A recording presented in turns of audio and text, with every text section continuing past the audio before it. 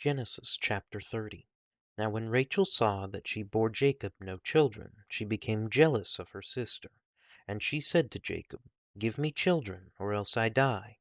Then Jacob's anger burned against Rachel, and he said, Am I in the place of God, who has withheld from you the fruit of the womb? She said, Here is my maid Bilhah.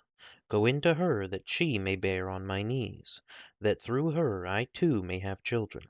So she gave him her maid Bilhah as a wife, and Jacob went in to her. Bilhah conceived and bore Jacob a son. Then Rachel said, God has vindicated me, and has indeed heard my voice, and has given me a son. Therefore she named him Dan. Rachel's maid Bilhah conceived again, and bore Jacob a second son. So Rachel said, With mighty wrestlings I have wrestled with my sister, and I have indeed prevailed. And she named him Naphtali. When Leah saw that she had stopped bearing, she took her maid Zilpah, and gave her to Jacob as a wife. Leah's maid Zilpah bore Jacob a son. Then Leah said, How fortunate! So she named him Gad. Leah's maid Zilpah bore Jacob a second son. Then Leah said, Happy am I, for women will call me happy. So she named him Asher. Now in the days of wheat harvest Reuben went and found mandrakes in the field, and brought them to his mother Leah. Then Rachel said to Leah, Please give me some of your son's mandrakes.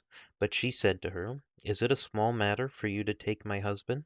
And would you take my son's mandrakes also? So Rachel said, Therefore he may lie with you tonight in return for your son's mandrakes.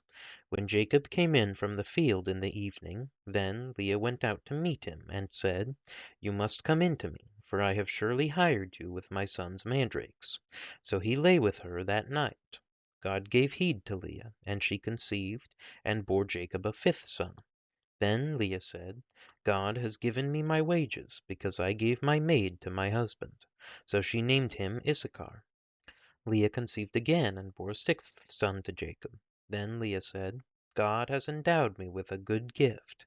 Now my husband will dwell with me, because I have borne him 6 sons. So she named him Zebulun.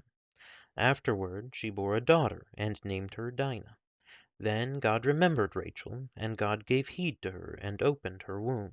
So she conceived, and bore a son, and said, God has taken away my reproach. She named him Joseph, saying, May the Lord give me another son. Now it came about, when Rachel had borne Joseph, that Jacob said to Laban, Send me away, that I may go to my own place, and to my own country. Give me my wives and my children for whom I have served you, and let me depart. For you yourself know my service which I have rendered you. But Laban said to him, If now it pleases you, stay with me. I have divined that the Lord has blessed me on your account. He continued, Name me your wages, and I will give it. But he said to him, You yourself know how I have served you, and how your cattle have fared with me. For you had little before I came, and it has increased to a multitude. And the Lord has blessed you wherever I turned. But now, when shall I provide for my own household also? So he said, What shall I give you? And Jacob said, You shall not give me anything. If you will do this one thing for me, I will again pasture and keep your flock. Let me pass through your entire flock today, removing from there every speckled and spotted sheep, and every black one among the lambs, and the spotted and speckled among the goats, and such shall be my wages. So my honesty will answer for me later, when you come concerning my wages. Every one that is not speckled and spotted among the goats, and black among the lambs, if found with me, will be considered stolen. Laban said, Good, let it be according to your word. So he removed on that day the striped and spotted male goats, and all the speckled and spotted female goats, every one with white in it, and all the black ones among the sheep, and gave them into the care of his sons. And he put a distance of 3 days' journey between himself and Jacob fed the rest of Laban's flocks. Then Jacob took fresh rods of poplar and almond and plane trees, and peeled white stripes in them, exposing the white which was in the rods. He set the rods which he had peeled in front of the flocks in the gutters, even in the watering troughs, where the flocks came to drink, and they mated when they came to drink. So the flocks mated by the rods. and the flocks brought forth striped, speckled, and spotted.